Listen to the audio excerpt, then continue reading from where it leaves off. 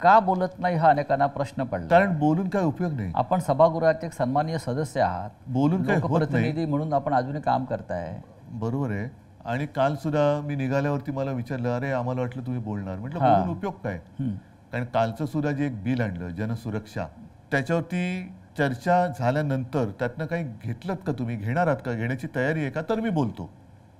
कारण सर्व काही तुम्ही शेवटी 5वी बहुमताच्या आधारावरती रेटूनच नेणार असाल तर बोलून तरी काय उपयोग आहे। मग मी बाहेर बोलतो ते चांगलं आहे ना। तुम्हाला हे जे ज्या बिलाचा आपण उल्लेख केला, जनसुरक्षा बिल, या बिलाचे तुम्हाला काय धोके वाटतात? कारण सरकारचं म्हणणं आहे की आम्ही हे जनतेच्या, राज्याच्या, राष्ट्राच्या सुरक्षेसाठी आणलेलं हे विधेयक आहे। बरं, हे बिल जर का आणलं, म्हणजे आता त्यांनी काल मंजूर केलं, बघू पुढे काय होते। महिलांवरचे अत्याचार थांबणार आहेत का? चोऱ्या माऱ्या, खून, दरोडे थांबणार आहेत का? लूटमार जी चालू आहे ती थांबणार आहे का? अगदी मध्ये आलो तर समृद्धी महामार्गावरती लूटमार चालले, इकडे लूटमार चालले, तसं नाही आहे हे। जे मी बिल वाचलं आणि काल मी बोललो, त्याची सुरुवात फक्त त्यांनी सांगितले कडव्या डाव्या विचारसरणीची। आता कडवा डावा म्हणजे काय? मुळामध्ये डावी विचारसरणी म्हणजे काय, उजवी विचारसरणी म्हणजे काय? आपल्याकडे काय झालेलं आहे की सर्वसाधारणतः डावी विचारसरणी म्हणजे त्याच्यात जर पण वाचलं तर सामाजिक न्याय, व्यक्ती स्वातंत्र्य, भाषण स्वातंत्र्य, समानता, ह्या गोष्टी त्याच्यात उल्लेखलेल्या आहेत। उजव्या विचारसरणीमध्ये धर्माधिष्ठितता, त्याच्यानंतर भांडवलशाही, म्हणजे डाव्या विचारसरणीत काही गोष्टी चांगल्या आहेत, उजव्यामध्ये काही वाईट आहेत। आता आपण वाईट सोडून द्यायला पाहिजे आणि चांगलं घ्यायला पाहिजे। तुम्ही कडवी डावी, मग कडवी उजवी नाही आहे का? जर का उजवी विचारसरणी ही धर्मावरती आधारित असेल तर काल तुम्ही पत्रकारांसमोर बोलताना जो विषय बोललो की पेहलगाममधल्या अतिरेक्यांनी धर्म विचारून गोळ्या घातल्या, मग ते कडव्या उजव्या विचारसरणीचे म्हणून त्यांना तुम्ही सोडून देणार आहात का? तर असं करण्यापेक्षा तुम्ही दहशतवादी, देशविघातक, देश विघटनकारी या शक्तींविरोधी आतापर्यंत आपण लढत आलेलो आहोत। अमित शहा पण बोललेत की आता नक्षलवाद संपत आलेला आहे। नक्षलवाद किंवा दहशतवाद संपवायला आमचा पूर्ण पाठिंबा आहे। या कायद्याचा राजकीय दृष्ट्या गैरवापर होईल अशी भीती वाटते, जसा मिसाचा झाला, नाही टाडा नावाचा कायदा आला, मिसा आला आणीबाणीमध्ये, पोटा आला, असे अनेक कायदे याच कारणासाठी आणि त्या सगळ्या कायद्यांना भारतीय जनता पक्षाने विरोध केला होता। आणि आज त्याच प्रकारचा कायदा नाव बदलून महाराष्ट्रामध्ये आत्ताच गेल्या 8-10 दिवसापूर्वी भारतीय जनता पक्षाने देशभर आणीबाणीचा 50वा दिवस विचित्र पद्धतीने त्याची आठवण करून देण्यासाठी केली। आता हीच लोक होती यांनी त्यावेळेला आणीबाणीला विरोध केला होता। आता तीच लोक आहेत जे आणीबाणी आणू इच्छित आहेत किंवा आणीबाणी त्यांनी ऑलरेडी अघोषित आणलेली आहे। म्हणजे ज्या गोष्टीला तेव्हा त्यांनी विरोध केला होता तीच गोष्ट ते आता आणतायत। निदान इंदिरा गांधींनी उघड तरी केलं होतं की आणीबाणी लागते किंवा लावतंय, यांच्यामध्ये ती हिंमत नाहीये। आता तुम्ही सुद्धा एका कायद्याचे बळी पडलातच ना। तुम्हाला सुद्धा PMLAच्या याच्यात काय संबंध होता तुमचा? त्याच्यानंतर कोर्टाने तुम्हाला सोडलंच। हा जो प्रकार आहे ना की तू आमच्या पक्षात नाही तर तुला टाळत टाकतो, आमच्या पक्षात नाही तर तुला मिसा लावतो, म्हणजे दुसरा तिसरा कोणता मोका आहे आणि मोका आहे PMLA असे आहे। म्हणजे आता जर का दहशतवाद किंवा नक्षलवाद संपवत आणला असेल तर आत्ता का कायदा आणताय? जर तुमच्याकडे 64 नावं आहेत तर ती नावं जाहीर करा, त्यांची पापं जाहीर करा आणि त्यांच्यावरती बंदी टाका। आम्ही कुठे काय म्हणतोय?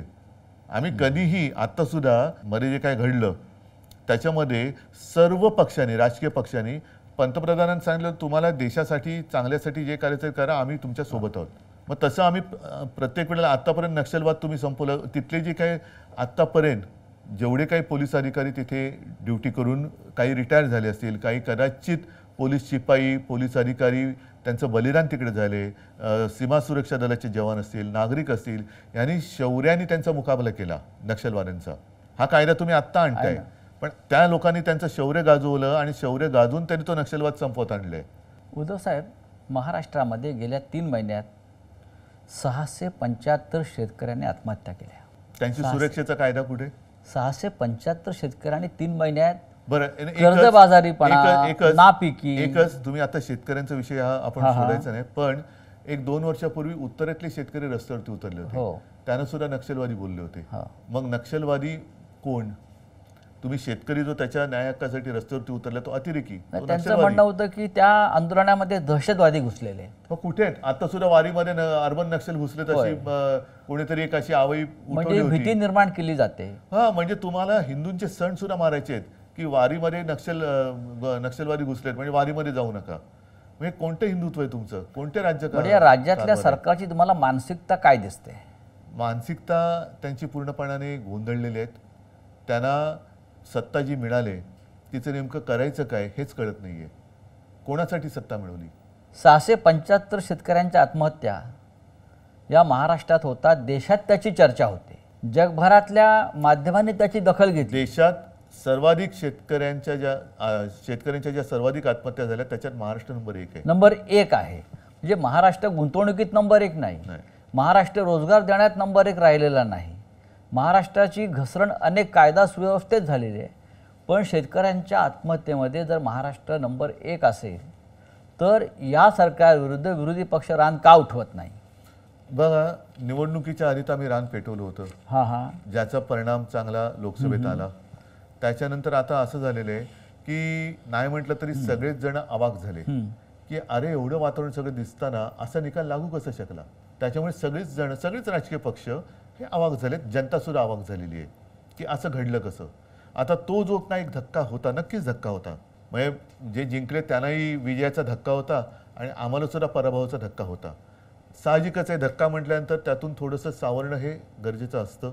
आता या गोष्टी जनतेच्या लक्षात आल्यात की अरे हे सगळं एक काहीतरी डोळ्यावरती पट्टी बांधली गेली आणि आत्ता ह्या संघर्षाला नुसती सुरुवात नाही तर धार येईल. कारण शक्तीपीठ महामार्ग आहे. कोणासाठी करताय? राज्याकडे पैसे नाही, लाडक्या बहिणींना द्यायला पैसे नाही, इथून आदिवासींचे पैसे तिकडे वळवा, यांचे पैसे तिकडे वळवा. मुंबई महानगरपालिका आता त्याच्या तिजोरीवरती यांनी डल्ला मारलाय. 2.5 लाख कोटीचं देणं करून ठेवलेलं आहे. म्हणजे इकडे पैसा नाही आणि तिकडे कॉन्ट्रॅक्टरची धन करण्यासाठी तुम्ही कॉन्ट्रॅक्ट काढतायत. शेतकऱ्यांची शेती म्हणजे आत्महत्या करणाऱ्या शेतकऱ्याला पैसे द्यायला यांच्याकडे पैसे नाहीत, पण शेतीतनं जाणारा रस्ता करणाऱ्या कॉन्ट्रॅक्टरला देण्यासाठी यांच्याकडे पैसे आहेत. म्हणजे ठेकेदारांसाठी चालवलेलं राज्य आहे. ठेकेदारांचं सरकार आहे. प्रचंड भ्रष्टाचार तुम्हाला दिसतोय. खड्डे पडतात रस्त्यावरती, पूल पडतायत. काल परवाकडे गुजरात मधला पूल पडला. म्हणजे भ्रष्टाचाराचे वेगळे वेगळे नमुने तुम्हाला या राज्यात भ्रष्टाचाराचे दिसतात. महामेरू आहे ते. त्याच्यानंतर